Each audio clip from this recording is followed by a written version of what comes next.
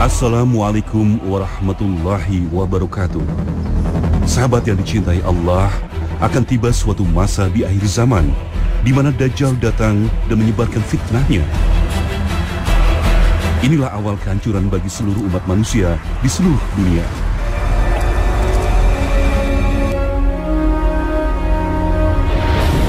Kemunculan Dajjal adalah untuk menguji keimanan umat muslim di akhir zaman, di mana makhluk yang diberi kekuatan luar biasa oleh Allah Subhanahu wa Ta'ala itu akan mengaku sebagai nabi demi menghimpun pengikut sebanyak-banyaknya. Dalam sebuah hadis yang diriwayatkan oleh Imam Muslim, Nabi SAW bersabda, "Jika salah seorang di antara kalian selesai dari tasyahud akhir, maka mintalah perlindungan kepada Allah dari 4 perkara, yaitu siksa jahanam, siksa kubur, fitnah kehidupan dan kematian, dan keburukan Al-Masih Ad-Dajjal." Fitnah dan penyesatan yang ditebarkan makhluk bernama Dajjal akan sampai ke seluruh penjuru dunia, di mana umat yang keimanannya lemah akan dengan mudah mengikutinya. Sedangkan bagi umat yang tetap beriman, keberadaannya akan terus terdesak dan mencari perlindungan. Namun sekuat apapun Dajjal, ada tempat-tempat suci yang tidak akan bisa dimasuki olehnya.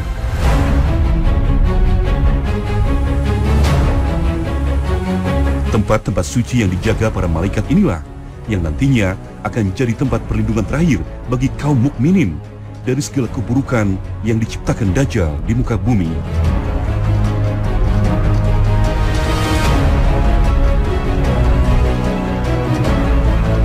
Sahabat yang dicintai Allah, saat ini saya sedang berdiri di tapal batas kota Madinah.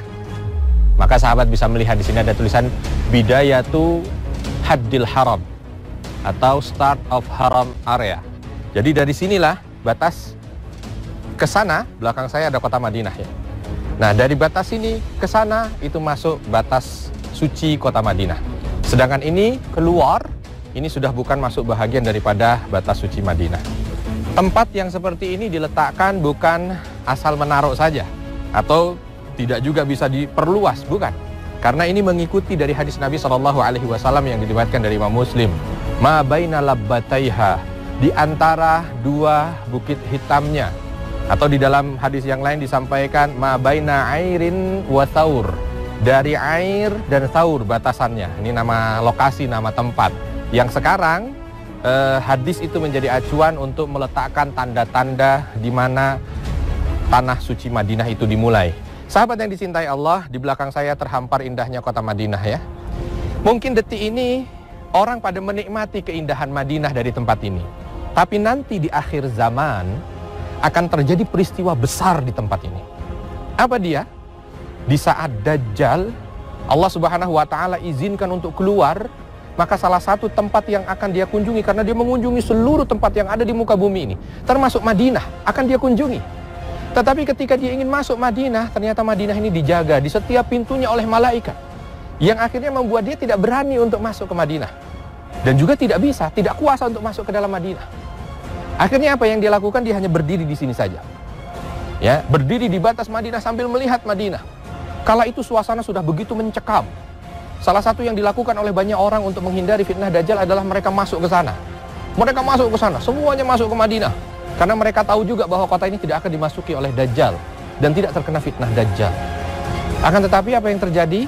Seperti apa yang disampaikan dalam hadis Nabi SAW yang diriwayatkan oleh Imam Bukhari, bahwa terjadi 3 kali guncangan, yang sehingga guncangan itu mengeluarkan orang-orang munafik yang ada di dalam Madinah. Ada beberapa riwayat yang menyebutkan orang munafik itu jalan sendiri, akhirnya laki-laki dan perempuan itu mendatangi Dajjal. Karena mungkin dia merasa juga, wah ini ternyata tidak aman juga. Bayangkan ya kalau di sana terjadi gempa gitu kan. Mungkin hatinya merasa takut, was-was. Wah ini jangan-jangan ini juga hancur juga. Akhirnya dia datang. Dan ternyata datangnya itu pun menghampiri Dajjal. Sahabat yang dicintai Allah, inilah dia cerita yang akan terjadi di lokasi ini. Di perbatasan kota Madinah, di akhir zaman. Maka sahabat yang dicintai Allah, kita termasuk bahagian orang yang harus mampu untuk mengambil ibrah. Kita datang ke satu tempat yang ternyata di tempat itu memiliki cerita tentang akhir zaman. Yang ada dalam hati kita adalah kita berpikir, ya Allah, hari itu akan datang. Ya Allah, hari yang sudah Engkau ceritakan dengan detil melalui lisan Nabi SAW, Nabimu yang mulia, itu akan datang, yang waktunya tidak ada yang tahu. Maka apa yang harus kita lakukan? Tidak ada lain kecuali mempersiapkan diri. Sehingga kalau kita dimasukkan oleh Allah golongan orang-orang yang menjalani masa akhir zaman itu, kita mampu untuk menjalaninya dengan baik, mampu bergabung dengan golongan-golongan yang baik. Sehingga dengan itu insya Allah, Allah Subhanahu wa Ta'ala akan berikan kemampuan kepada kita untuk bisa mengakhiri hidup dengan baik dan bisa berbahagia di alam berikutnya. Dan inilah poros surga.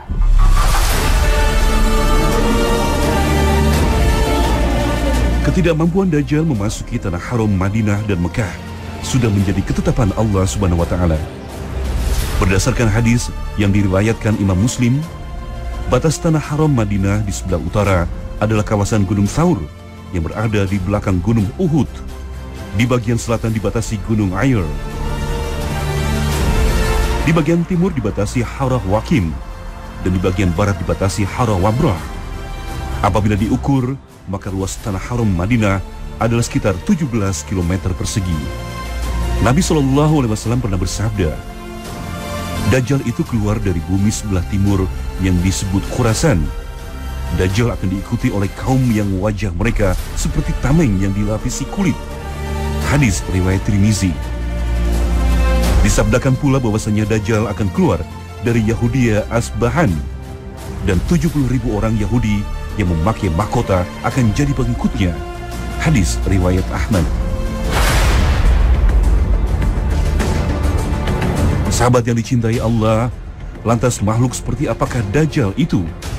Banyak yang beranggapan bahwa Dajjal bisa diartikan dalam berbagai hal, mulai dari sistem pemerintahan, bentuk negara adidaya, atau bahkan perilaku manusia. Namun sebenarnya Rasulullah SAW telah menjelaskan ciri-ciri Dajjal dengan sangat detail, di mana sosok makhluk bernama Dajjal itu adalah makhluk seperti halnya manusia pada umumnya.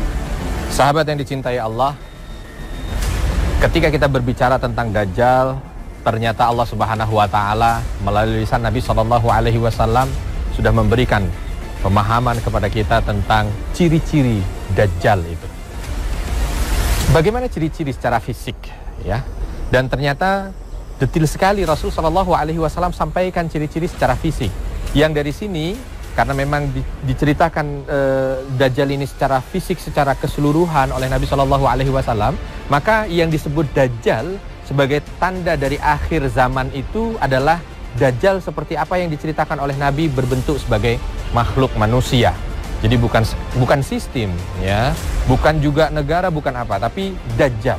Kalau ada sistem yang menyerupai Dajjal, itu mungkin sistemnya menyerupai sifat-sifat dari Dajjal atau negara yang sifatnya Dajjal. Tetapi yang diceritakan oleh Nabi SAW di sini adalah Dajjal yang dia itu merupakan bahagian daripada manusia yang disampaikan oleh Nabi SAW. Sampai Nabi mengatakan innahu syabun qatat, ya, bahwa dia itu seorang pemuda. Jadi ketika dikeluarkan oleh Allah Subhanahu wa Ta'ala, usianya usia muda, bukan tua, ya, tetapi muda. Qatat, rambutnya itu keriting yang tidak beraturan. Lalu a'warul ain, matanya itu buta. Matanya buta, lalu menonjol seperti ada anggur, ya, mata buta, lalu ada anggur jadi seperti menonjol. Di atas mata kirinya ada daging yang tumbuh, lalu di jidatnya ada tulisan kafarah yang bisa dibaca oleh orang-orang muslim, baik dia bisa membaca ataupun dia tidak bisa membaca. Ada tulisannya kafarah. Orangnya pendek, kepalanya kecil, kulitnya putih seperti keledai, kakinya bengkok, ya. Jadi detail sekali yang disampaikan oleh Nabi SAW. Dari sini, sahabat yang dicintai Allah, ada juga pelajaran yang bisa kita ambil ketika kita berbicara tentang ciri fisik Dajjal. Apa dia? Satu, bagaimana ketika kita berbicara tentang masalah akhir zaman, maka janganlah berbicara dengan pendapat pribadi, tapi berbicaralah berdasarkan dari dalil, dari apa yang disampaikan oleh Nabi SAW. Begitu kita sudah tahu, maka yang ada pada diri kita adalah sami'na wa ata'na. Kita mengimani apa yang disampaikan oleh Nabi SAW. Insya Allah dengan ini yang akan bisa menambah keimanan kita kepada Allah Subhanahu wa Ta'ala. Dan inilah poros syurga. Sahabat yang dicintai Allah, kemunculan Dajjal pertama kali adalah untuk menunjukkan kekuatannya.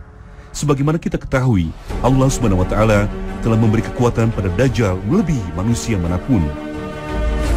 Seperti yang disabdakan Rasulullah SAW, bahwa di awal kemunculannya, ia berkata, "Aku adalah Nabi, padahal tidak ada Nabi setelahku." Kemudian ia memuji dirinya sambil berkata, "Aku adalah Rob kalian, padahal kalian tidak bisa melihat Rob kalian sampai kalian mati." Hadis riwayat Ibnu Majah. Begitu banyak fitnah yang disebarkan Dajjal agar manusia mau mengikutinya, baik itu dalam bentuk keburukan maupun kebaikan. Fitnah dalam bentuk keburukan dimaksudkan untuk menanamkan kebencian dalam hati manusia. Sedangkan fitnah dalam bentuk kebaikan adalah untuk meyakinkan manusia atas kekuatan yang dimilikinya. Hati dan keimanan manusia yang lemah akan sangat mudah dibolak-balikan hingga muncul keraguan atas kuasa Allah Subhanahu wa Ta'ala. Seperti yang disampaikan Ibnu Arabi, seorang sufi terkenal, dalam kitab Fathul Bari. Segala tanda-tanda kebesaran yang terjadi pada tangan Dajjal, dari turunnya hujan serta tanah menjadi subur bagi orang-orang yang mempercayainya, dan ketandusan atas orang yang mengingkarinya, dan segala yang bersamanya berupa perbendaharaan bumi. Bersamanya surga dan neraka dan air yang mengalir. Semuanya merupakan ujian dari Allah Subhanahu wa Ta'ala agar orang-orang yang ragu menjadi binasa dan orang-orang yang bertakwa menjadi selamat. Semuanya merupakan perkara yang sangat menakutkan.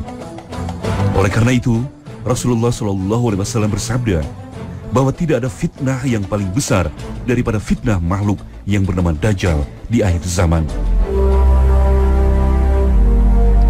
Sahabat yang dicintai Allah, beginilah mungkin kurang lebih suasana gersangnya padang pasir, ya. Dan saya tidak ingin bercerita tentang gersangnya padang pasir karena memang padang pasir itu gersang. Tetapi saya ingin bercerita tentang dahsyatnya fitnah Dajjal. Kita perlu tahu bahwa Allah Subhanahu wa Ta'ala akan berikan kekuatan kepada Dajjal itu. Walaupun masa hidupnya hanya 40 hari, tetapi bagi orang-orang beriman masa itu begitu beratnya. Karena fitnah Dajjal juga luar biasa, ya. Salah satu dari apa yang disampaikan dari hadis Muslim, Nabi SAW mengatakan bahwa Dajjal itu akan berjalan di muka bumi wa ma'ahu jannatun wan nar. Dia berjalan dengan membawa surga dan neraka. Kalimat ini luar biasa gitu ya, kiasan bahwa apa yang ada di muka bumi ini seolah-olah Dajjal itu punya gitu. Sehingga nanti dia bisa menawarkan kepada semua orang yang ingin dia ajak kepada ajakannya itu begitu mudah karena dia punya segalanya. Luar biasa ya, fitnah uang yang tidak seberapa saja itu begitu berat buat kita. Banyak orang keluarganya hancur karena uang, persahabatan hancur karena uang. Itu baru hanya sekedar uang. Nabi sampai mengatakan wa ma'ahu jannatun wan nar. Dia punya surga dan punya neraka. Dia mudah sekali memberikan surga itu kepada yang dia kehendaki, yang mengikuti ajakannya, dan dia mudah sekali untuk menghukum orang dengan neraka ketika dia ingin memberikan hukuman kepada orang yang tidak mengikutinya. Tetapi Nabi mengatakan bahwa ini adalah cobaan. Maka Nabi memberikan arahan tuh, kalau dia menawarkan itu maka ambillah yang neraka.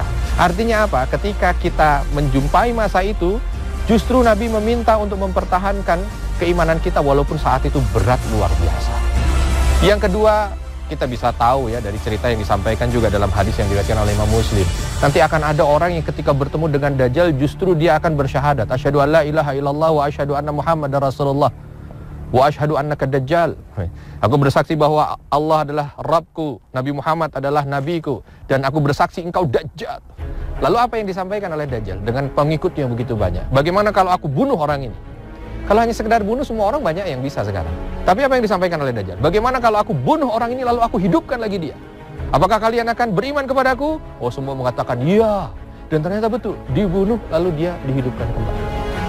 Luar biasa ya fitnahnya ini. Belum pernah ada manusia yang mampu punya kekuatan seperti ini. Dia datang ke satu bumi, ketika dia lihat bumi itu gersang, tetapi orang yang ada di situ mengikuti ajakannya dan arahannya, maka dia tunjuk bumi itu, tunjuk daerah itu, maka akan menjadi subur makmur hijau. Sebaliknya ketika dia datang ke satu tempat yang dia lihat orang di sana tidak ada yang mengikuti arahannya, maka langsung dia sulap. Bahasanya ya dia sihir mungkin ya, atau dengan kekuatannya menjadi gersang seperti ini, sehingga orang yang hidup di situ kesulitan. Luar biasa. Orang yang sudah biasa dengan air, tiba-tiba ketika dia tidak mengikuti perintah itu, air setetes pun tidak ada. Bagaimana orang bisa mempertahankan keimanan dalam keadaan yang super berat? Ini yang diberikan kekuatan oleh Allah kepada Dajjal sebagai bahagian daripada ujian bagi mereka-mereka yang hidup di akhir zaman. Maka sahabat, karena berat ini, berat medan yang akan dijalani oleh mereka yang akan sampai pada masa Dajjal ini, maka perkuat keimanan kita, sehingga di saat itu kita mampu melalui fitnah itu dengan sebaik mungkin. Dan inilah poros surga.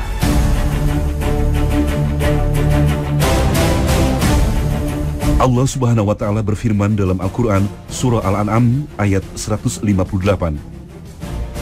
Yang mereka nanti-nantikan tidak lain hanyalah kedatangan malaikat kepada mereka untuk mencabut nyawa mereka, atau kedatangan siksa Tuhanmu, atau kedatangan beberapa ayat Tuhanmu.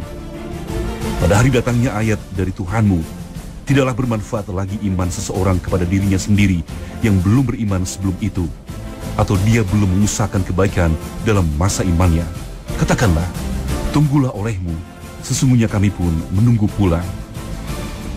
Sahabat yang dicintai Allah, melalui ayat ini Allah Subhanahu wa Ta'ala sudah memperingatkan manusia bahwa ada suatu masa di mana keimanan tidak akan berguna lagi. Maka dari itu, sebagai umat muslim, hendaknya kita sudah mempersiapkan diri dengan memperkuat keimanan kita sebelum tiba masa itu. Begitu banyak pengetahuan yang sudah kita dapatkan tentang fitnah Dajjal di akhir zaman. Maka sebagai umat muslim, kita pun juga harus tahu bagaimana cara menghadapinya agar kita termasuk golongan manusia-manusia yang selamat. Sahabat yang dicintai Allah, kita ketika berbicara tentang masalah Dajjal kan fitnahnya juga luar biasa. Membuat orang itu Masya Allah ya, kalau bisa justru tidak bertemu dengan fitnah Dajjal itu. Karena memang dahsyatnya fitnah itu. Dan ternyata dengan rahman dan rahimnya Allah Subhanahu wa Ta'ala dan mulianya hati Nabi SAW sudah mengajarkan kepada kita umatnya bagaimana caranya, tips supaya kita itu terbebas dari fitnah Dajjal yang begitu mengerikan. Kalau kita menjumpai fitnah itu, karena kita tidak tahu apakah kita menjumpainya atau tidak. Tanda-tandanya sudah makin mendekat. Kalau Dajjal itu akan keluar, maka kita harus mampu untuk menjaga diri supaya kita tidak terkena fitnah tersebut. Ada beberapa yang disampaikan oleh Nabi SAW berkaitan dengan masalah tips agar kita mampu untuk menghindari fitnah Dajjal. Yang pertama, Nabi SAW menekankan ketika seseorang itu selesai dari tasyahud di saat salatnya, falyasta'id billahi min arba'. Maka hendaknya dia berlindung kepada Allah, meminta perlindungan kepada Allah dari 4 hal.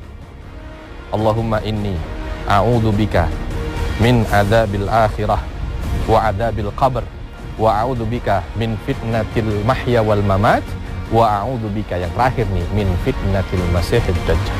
Kita minta kepada Allah ketika kita tasyahud akhir, selesai dari tasyahud kita minta perlindungan dari azab di akhirah dan azab kubur.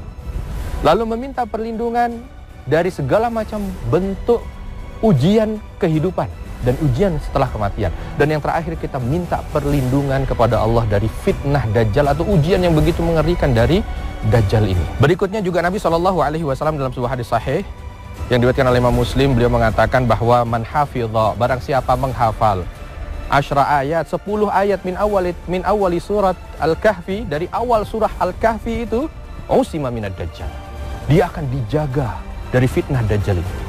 Sahabat, 10 ayat dari surah Al-Kahfi di awal ini, ayat 1 sampai ayat 10 bukan panjang. Coba dah, hafalkan itu.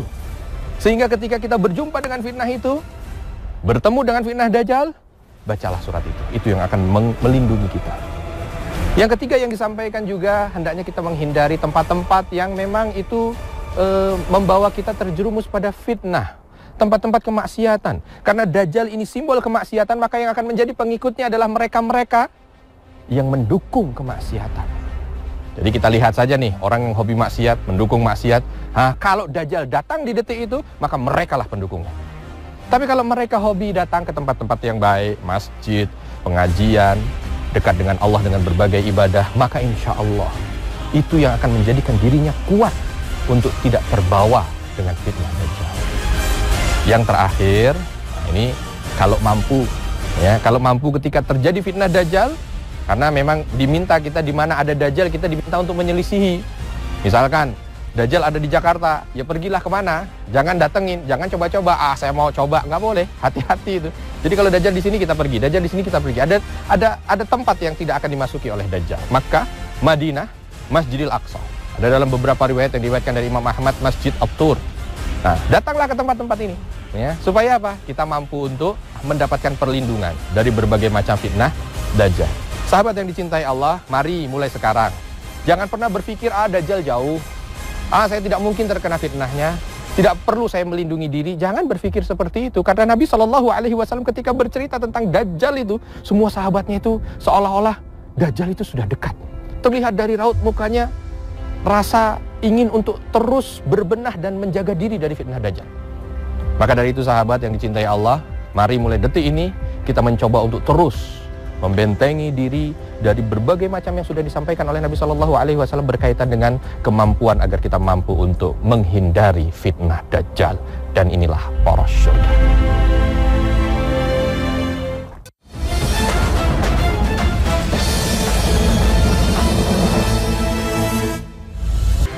Lalu ujian yang dialami para pemilik kebun dengan hartanya, ujian ilmu yang dilalui Nabi Musa saat bertemu dengan Nabi Khidir, dan juga ujian kekuasaan yang dijalani Raja Zulkarnain dengan rakyatnya. Keempat jenis ujian inilah yang juga akan ditebar oleh Dajjal melalui fitnahnya di akhir zaman. Meskipun pada akhirnya tanah haram bisa melindungi kaum mukminin dari fitnah Dajjal, namun alangkah baiknya bila sejak saat ini umat muslim sudah mempersiapkan diri, salah satunya dengan terus berdakwah, menegakkan agama Allah, dan saling mengingatkan dalam beramar ma'ruf nahi mungkar. Semoga kita diberikan kemudahan dalam mengamalkan surah Al-Kahfi, baik membacanya, mentadaburnya, serta melaksanakan isinya, sehingga kita terhindar dari fitnah akhir zaman yang ditebarkan Al-Masih Ad-Dajjal. Demikianlah poros surga kali ini. Wabillahi taufik wal hidayah. Wassalamualaikum warahmatullahi wabarakatuh.